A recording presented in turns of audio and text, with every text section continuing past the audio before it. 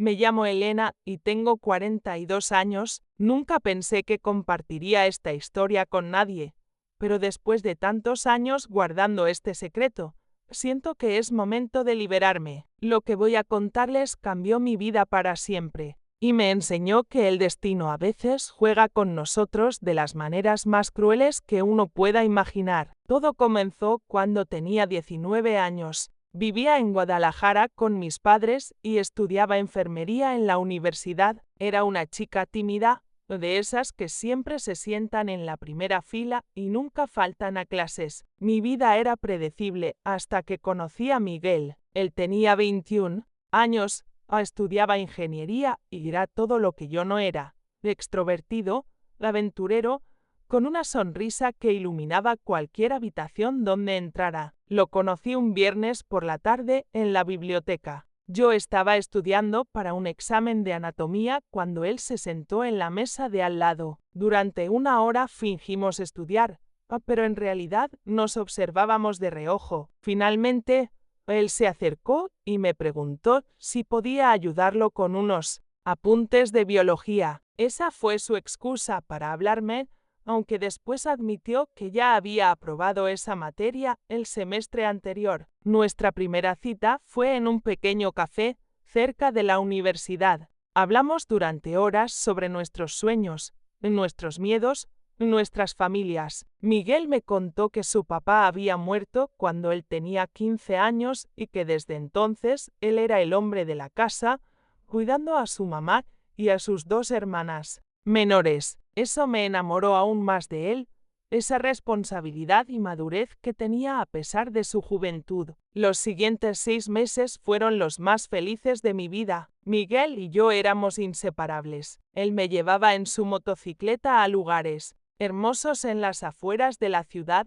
Íbamos a cascadas escondidas, a pequeños pueblos donde nadie nos conocía, a miradores desde donde podíamos ver toda Guadalajara iluminada por las noches. Me hacía sentir viva o especial, como si fuera la única mujer en el mundo. Recuerdo perfectamente el día que me dijo que me amaba. Estábamos en el lago de Chapala, sentados en un muelle viendo el atardecer. El cielo se había pintado de naranja y violeta, y Miguel tomó mi mano y me miró a los ojos con esa intensidad que solo él tenía. ¿Me amas, Elena?, le dijo con voz temblorosa, y yo nunca había estado tan segura de algo en mi vida. ¿También te amo, Miguel?, le respondí, y cuando nos besamos sentí que el mundo entero desaparecía a nuestro alrededor. Comenzamos a hacer planes para el futuro. Él se graduaría primero y buscaría trabajo como ingeniero.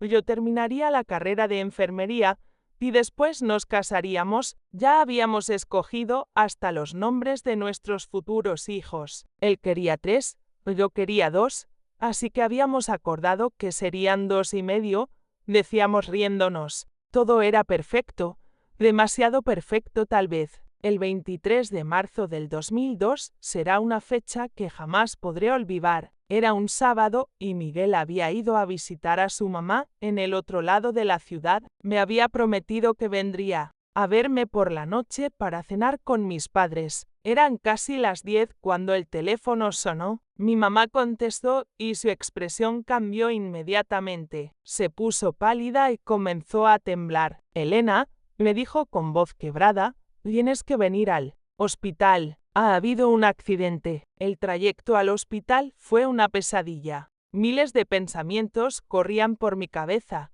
pero todos terminaban en la misma conclusión horrible. Cuando llegamos, un doctor nos recibió con esa expresión que solo tienen los médicos cuando traen malas noticias. Miguel había tenido un accidente en su motocicleta. Un automóvil lo había impactado en un cruce. El conductor se había dado a la fuga, pero después se había entregado voluntariamente a la policía. Miguel murió instantáneamente, nos dijo el doctor. No sufrió. Los siguientes meses fueron los más oscuros de mi vida. No podía comer, no podía dormir, no podía estudiar. Había perdido no solo al amor de mi vida, sino también mi futuro, mis sueños, todo lo que había planeado. Mis padres estaban muy preocupados por mí. Me llevaron con psicólogos, con sacerdotes, con curanderos, con cualquiera que pudiera ayudarme a salir de esa depresión profunda en la que había caído. El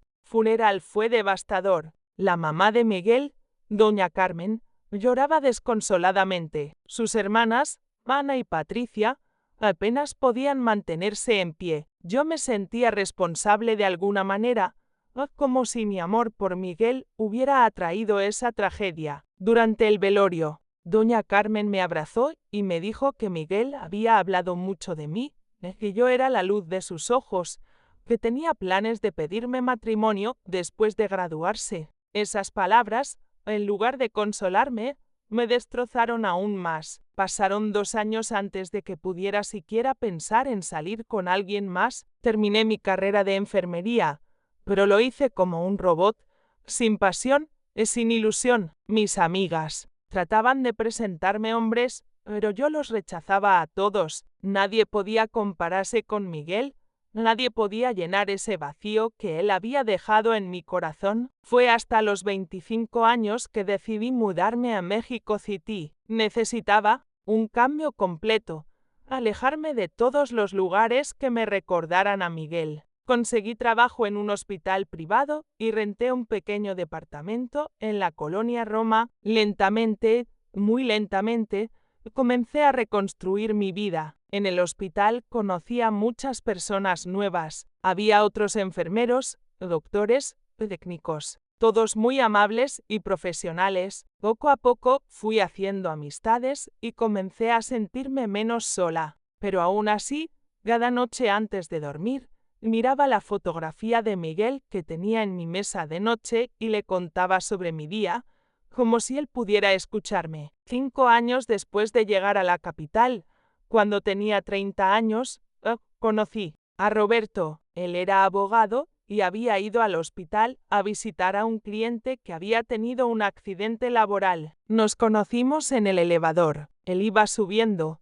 yo bajando, y cuando las puertas se abrieron en el 5.º piso, él me preguntó si sabía dónde estaba la habitación 312. Yo le dije que subiera un piso más y cuando las puertas se cerraron, él sonrió y me dijo gracias bonita. Al día siguiente lo volví a ver. Esta vez él estaba en la cafetería del hospital tomando un café. Me acerqué y le pregunté si había encontrado la habitación que buscaba. Sí, me dijo, pero ahora estoy buscando algo diferente. ¿Qué cosa? Le pregunté ingenuamente. Una excusa para invitarte a cenar, me respondió con una sonrisa encantadora. Roberto era muy diferente a Miguel. Donde Miguel era espontáneo, Roberto era calculado. Donde Miguel era aventurero, Roberto era conservador. Donde Miguel era extrovertido, Roberto era más reservado. Pero tenía algo que me tranquilizaba, una estabilidad que necesitaba en mí. Vida después de tanto dolor, nuestra relación se desarrolló lentamente. Roberto era paciente conmigo. Entendía que yo tenía heridas del pasado que aún no habían sanado completamente. Nunca me presionó para que le contara detalles sobre Miguel, pero sabía que había existido alguien importante antes que él. Simplemente me esperó, me dio el tiempo que necesitaba para abrir mi corazón nuevamente. Roberto tenía 35 años cuando nos conocimos. Era hijo único. Sus padres habían muerto en un accidente automovilístico cuando él tenía 28 años, así que entendía perfectamente lo que significaba perder a las personas que más amas. Esa conexión a través del dolor nos unió de una manera especial. Después de 2 años de noviazgo, Roberto me pidió matrimonio. Lo hizo de una manera muy romántica. En el restaurante donde habíamos tenido nuestra primera cita, había contratado a un violinista para que tocara nuestra canción.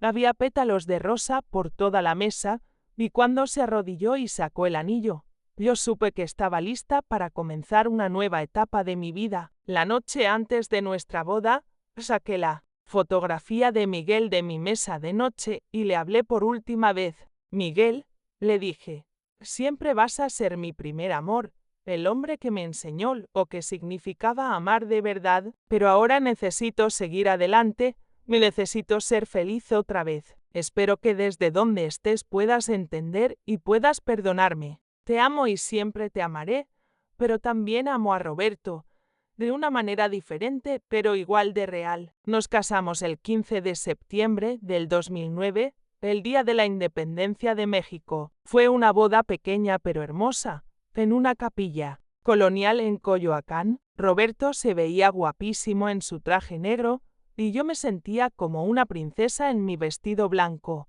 Cuando intercambiamos votos, sentí que finalmente estaba cerrando un capítulo doloroso de mi vida y abriendo uno nuevo lleno de esperanza. Los primeros años de matrimonio fueron maravillosos. Roberto y yo compramos una casa en Las Lomas, adoptamos un Golden Retriever al que llamamos Max y comenzamos a intentar tener hijos. Yo trabajaba medio tiempo en el hospital para poder dedicar más tiempo a nuestro hogar, y Roberto había abierto su propio despacho de abogados que estaba creciendo rápidamente. Cuando cumplimos 3 años de casados, finalmente quedé embarazada. Roberto estaba extasiado, yo también. Comenzamos a decorar el cuarto del bebé, compramos libros sobre paternidad, tomamos clases para padres primerizos. Todo parecía perfecto hasta que a los 5 meses de embarazo perdí al bebé. Fue devastador para ambos, pero especialmente para mí. Sentí como si el destino me estuviera castigando por haber sido feliz otra vez.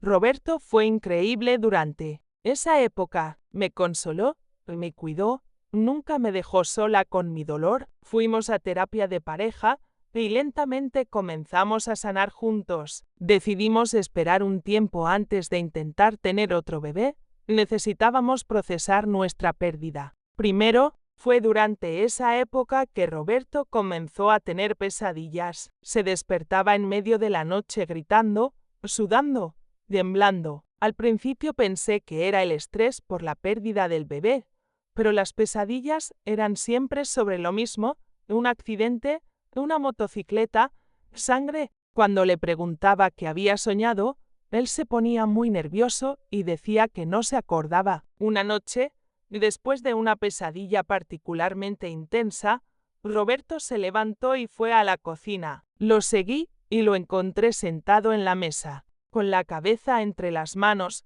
llorando. Roberto, le dije suavemente, ¿qué te pasa? Tienes que contarme qué está pasando. Él me miró con ojos llenos de dolor y me dijo: Elena, hay algo que tengo que decirte, algo que debería haberte dicho hace años, pero tenía miedo de perderte. Mi corazón comenzó a latir muy rápido. Miles de posibilidades corrieron por mi cabeza. Pensé que tal vez tenía otra familia, o una enfermedad grave, o problemas financieros. Nunca, ni en mis peores pesadillas, imaginé lo que me iba a decir. Roberto me contó que cuando tenía 28 años, el 23 de marzo del 2002, había estado manejando por Guadalajara visitando a un cliente. Era de noche, estaba lloviendo ligeramente, y él estaba hablando por teléfono celular mientras manejaba. En un cruce, no vio la luz roja a tiempo y impactó a un joven que venía en motocicleta. El muchacho murió instantáneamente. Yo me quedé paralizada escuchando su relato. Las fechas, la ciudad, las circunstancias, todo comenzaba a tener un sentido horrible. Roberto continuó contándome que había huido del lugar del accidente por pánico, pero que después, consumido por la culpa, se había entregado a la policía. Había pasado 2 años en la cárcel por homicidio culposo y conducir bajo la influencia del teléfono celular. Cuando terminó de contar su historia, me miró con ojos suplicantes y me dijo: Elena, ese muchacho se llamaba Miguel Hernández Ruiz. Tenía 21 años y estudiaba ingeniería. Después de salir de la cárcel, investigué sobre él.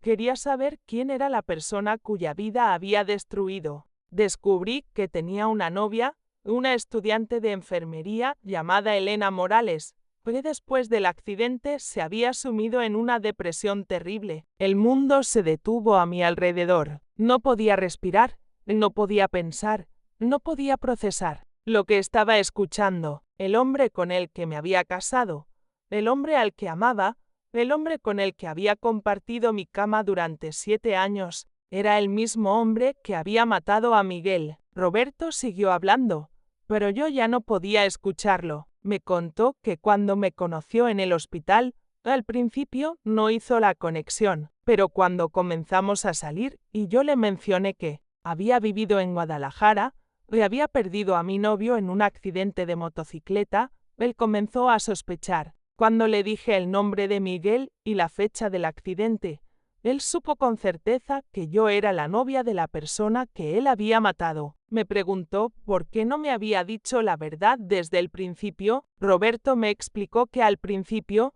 había planeado alejarse de mí, pero que se había enamorado perdidamente. Pensó que tal vez el destino nos había juntado para que él pudiera repararme el daño que me había causado, para que pudiera darme la felicidad que Miguel ya no podía darme. Yo exploté en lágrimas, en gritos, en una furia que no sabía que tenía dentro de mí. Le grité que era un cobarde, que me había mentido durante años, que había construido nuestro matrimonio sobre una mentira horrible. Le dije que se fuera de la casa, que no quería volver a verlo nunca. Roberto trató de explicarme que me amaba de verdad, que nunca había planeado enamorarse de mí, que había vivido con esa culpa todos estos años y que por eso tenía pesadillas constantes. Me dijo que había esperado el momento correcto para contarme la verdad, pero que nunca había encontrado las palabras correctas. Esa noche fue la más larga de mi vida. Después de que Roberto se fue a un hotel,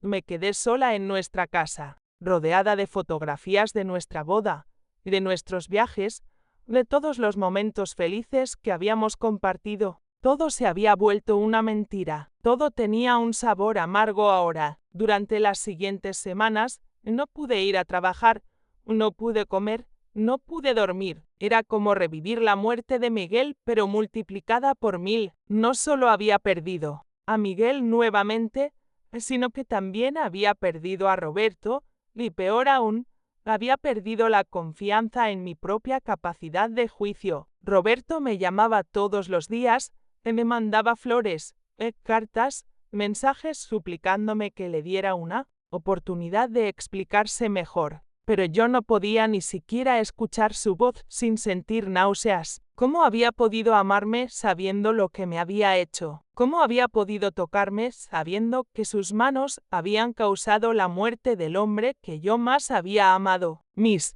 amigas trataban de consolarme, pero ¿cómo explicarles una situación tan surreal? ¿Quién podría entender que el destino había jugado conmigo de una manera tan cruel? Algunas me decían que tal vez era una señal de que Roberto y yo estábamos destinados a estar juntos, que él había venido a mi vida para sanar las heridas que él mismo había causado. Otras me decían que tenía que divorciarme inmediatamente, que nunca podría confiar en él otra vez. Después de un mes de no tener contacto, Roberto apareció en mi trabajo, se veía terrible, había perdido mucho peso, tenía ojeras profundas, parecía un hombre destruido. Me suplicó que le diera 5 minutos para hablar. Yo acepté, principalmente porque no quería hacer una escena en el hospital. Nos sentamos en un pequeño jardín afuera del hospital. Roberto me contó todo otra vez, pero esta vez con más detalles. Me explicó que después del accidente había dejado de manejar durante 2 años, que había ido a terapia psicológica durante todo el tiempo que estuvo en la cárcel, que había tratado de contactar a la familia de Miguel para pedirles perdón, pero que sus abogados se lo habían prohibido por cuestiones legales. Me dijo que cuando me conoció, sintió como si Dios le estuviera dando una segunda oportunidad, no para reemplazar a Miguel, sino para cuidar de la persona que Miguel más había amado. Me dijo que cada día de nuestro matrimonio había sido tanto una bendición como una tortura para él, porque me amaba con todo su corazón, pero sabía que estaba viviendo una mentira. Yo lo escuché en silencio, tratando de procesar todo lo que me decía. Una parte de mí quería odiarlo, quería gritarle, quería hacerle daño como él me había hecho daño a mí. Pero otra parte de mí, una parte que no quería reconocer, entendía su dolor, su culpa, su lucha interna. Le pregunté si realmente me amaba o si yo era solo una forma de aliviar su culpa. Roberto me juró que me amaba de verdad, que al principio tal vez había sido culpa, pero que después había sido amor puro y genuino. Me dijo que entendía si yo no podía perdonarlo, que entendía si quería el divorcio, pero que necesitaba que supiera que los años que habíamos pasado juntos habían sido los más felices de su vida. Esa conversación me dejó aún más confundida. Durante las siguientes semanas, comencé a recordar todos los momentos buenos que habíamos tenido Roberto y yo, su paciencia conmigo durante mis días difíciles, su apoyo incondicional, su amor genuino. Todo eso había sido mentira, ¿o era posible que alguien pudiera amar verdaderamente a una persona a la que había lastimado tanto? Decidí ir a terapia psicológica para tratar de procesar todo lo que estaba sintiendo.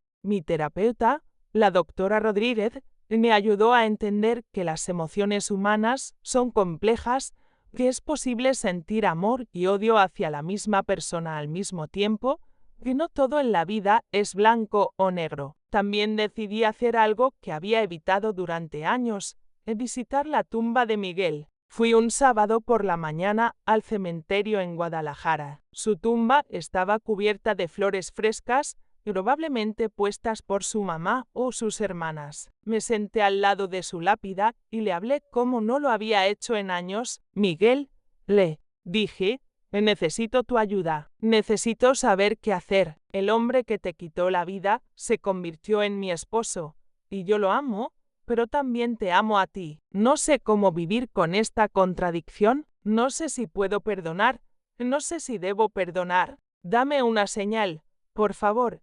Ayúdame a entender qué debo hacer. En ese momento comenzó a llover suavemente, igual que la noche en que Miguel murió, pero en lugar de sentir tristeza, sentí una extraña paz. Era como si Miguel me estuviera diciendo que entendía y que me perdonaba por haber encontrado amor otra vez, incluso en las circunstancias más imposibles. Regresé a México City con una decisión tomada. Le pedí a Roberto que nos viéramos. Cuando llegó a la casa, se veía nervioso, esperanzado pero temeroso al mismo tiempo. Yo le dije que había decidido darle una oportunidad, pero con condiciones muy específicas. Primero, tendríamos que ir juntos a terapia de pareja. Segundo, él tendría que acompañarme a visitar a la familia de Miguel para pedirles perdón formalmente. Tercero, estableceríamos una fundación en memoria de Miguel para ayudar a jóvenes estudiantes de ingeniería de escasos recursos. Y,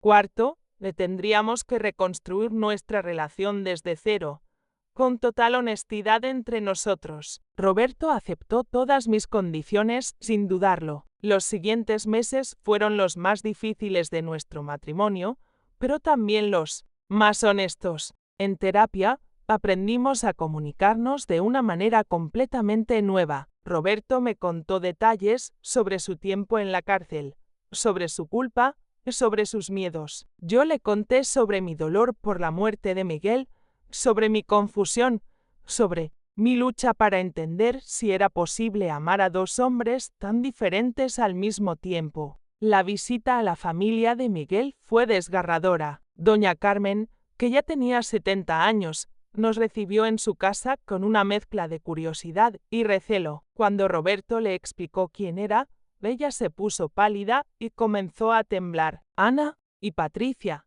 las hermanas de Miguel, querían echarnos de la casa inmediatamente, pero Roberto se arrodilló frente a doña Carmen y le pidió perdón con lágrimas en los ojos. Le dijo que no esperaba que lo perdonara, solo quería que supiera cuánto lamentaba lo que había pasado, cuánto había sufrido todos estos años sabiendo que había destruido a su familia. Le contó sobre las pesadillas, sobre la culpa, sobre cómo había tratado de honrar la memoria de Miguel cuidando de mí. Doña Carmen lo escuchó en silencio y después de unos minutos que parecieron eternos, puso su mano en la cabeza de Roberto y le dijo que Miguel había sido un muchacho que creía en el perdón, que si él estuviera vivo, habría querido que ella perdonara. No lo hago por ti, le dijo, lo hago por mi hijo, porque él me enseñó que el odio solo trae más dolor. Esa visita cambió algo fundamental en Roberto y en mí.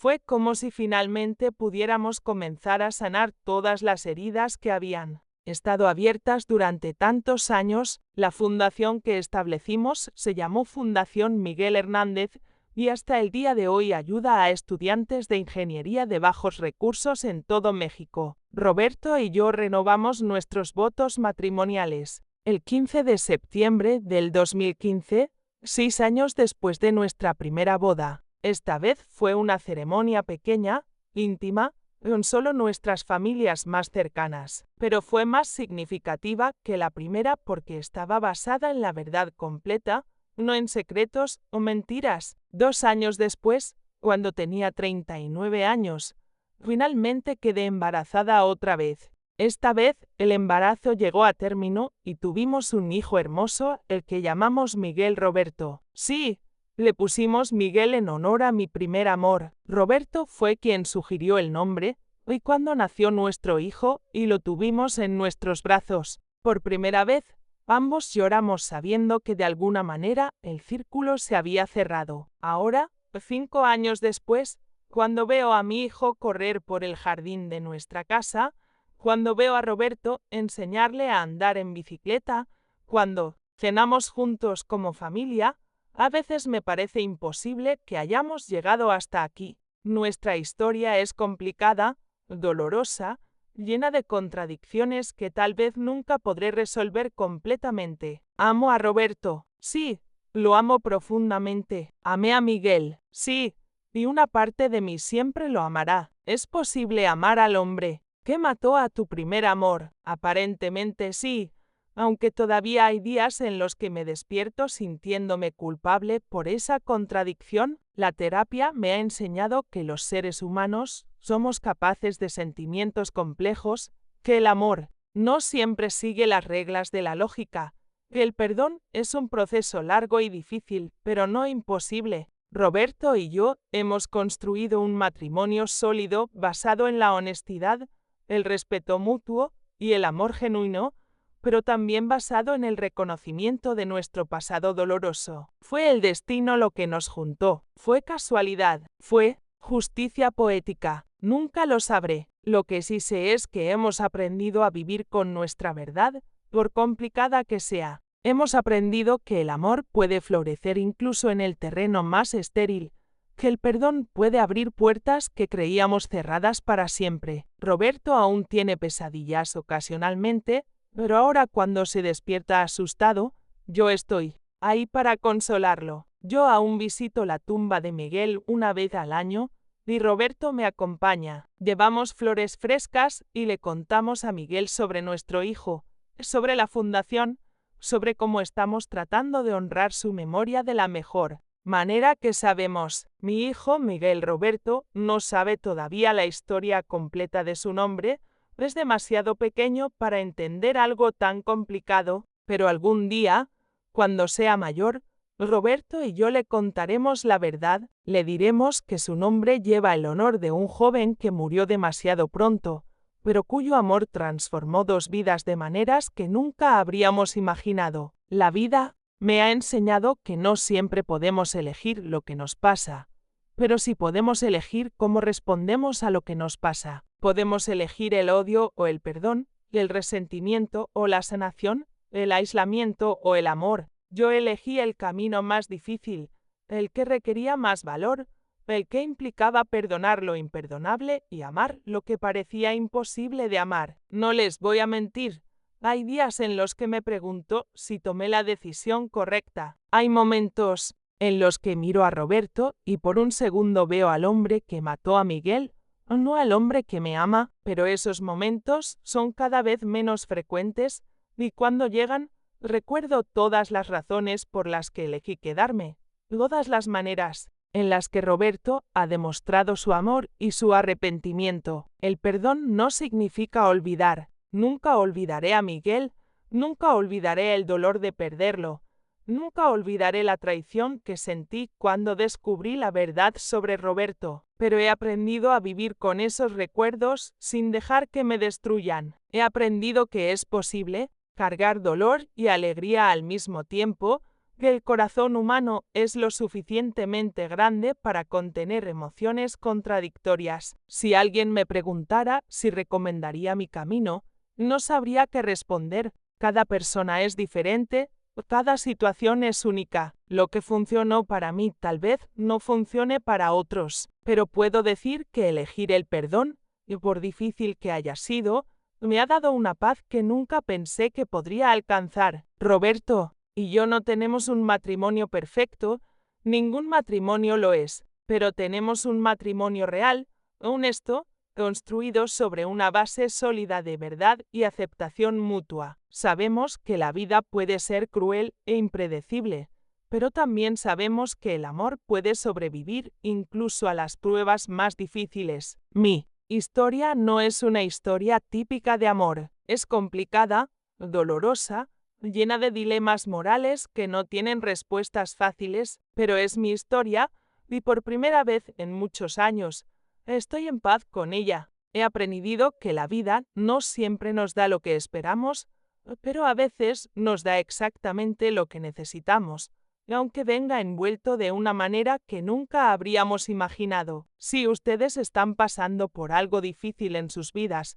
sí, están enfrentando decisiones imposibles, si están lidiando con el dolor del perdón, quiero que sepan que no están solos, que es posible encontrar luz incluso en la oscuridad más profunda, que es posible construir felicidad incluso sobre los cimientos del dolor más grande. La vida es complicada, el amor es complicado, las relaciones humanas son complicadas, pero esa complejidad también es lo que las hace hermosas, lo que las hace reales, lo que las hace valer la pena. Mi historia con Roberto y con Miguel es prueba de que el corazón humano es capaz de cosas extraordinarias, de que el amor puede tomar formas que nunca habríamos imaginado. Gracias por escuchar mi historia, por permitirme compartir con ustedes algo tan personal y doloroso. Si esta historia los ha tocado de alguna manera, si les ha hecho reflexionar sobre el perdón, sobre el amor, sobre las segundas oportunidades, me encantaría que me dejaran saber en los comentarios. Den like si creen que el perdón es posible, incluso en las circunstancias más difíciles. Suscríbanse si quieren escuchar más historias como esta. Y sobre todo, nunca olviden que ustedes también merecen amor y perdón, sin importar los errores que hayan cometido en el pasado. El amor verdadero no siempre llega de la manera que esperamos, a veces llega disfrazado de dolor, de culpa, de situaciones imposibles, pero cuando llega, cuando es real y genuino, tiene el poder de transformar incluso las heridas más profundas en algo hermoso. Mi matrimonio con Roberto no borra el amor que sentí por Miguel, al contrario, lo honra de una manera que nunca habría imaginado posible. Cada día elijo perdonar, cada día elijo amar, cada día elijo construir algo positivo sobre los cimientos de una tragedia. No es fácil, nunca será fácil, pero es posible, y si yo pude hacerlo, ustedes también pueden enfrentar sus propios desafíos, sus propias contradicciones, sus propias decisiones difíciles. La vida es corta, demasiado corta, para desperdiciarla en resentimientos que solo nos lastiman a nosotros mismos. El perdón no es para la persona que nos lastimó, el perdón es para nosotros, para liberarnos del peso del odio, para permitirnos seguir adelante y encontrar la felicidad que merecemos. Así que les pido que reflexionen sobre esta historia, que la compartan si creen que puede ayudar a alguien más, y que nunca olviden que todos merecemos una segunda oportunidad, todos merecemos amor, todos merecemos perdón. Nos vemos en el próximo video, y recuerden, sus historias también importan, sus voces también merecen ser escuchadas.